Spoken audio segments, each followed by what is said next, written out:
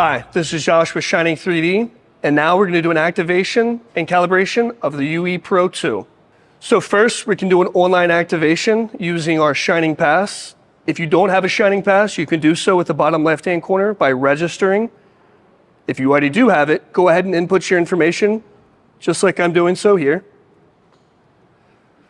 Now we've successfully activated the UE Pro2. We can come in and we'll be able to do a calibration. So now, following the directions you see on the right-hand side, we can easily calibrate this.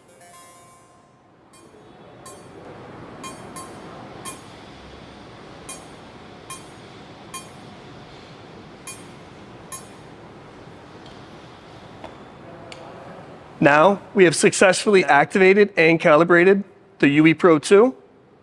Now we can jump into our scanning portion. We'll see you in the next demo. Thank you.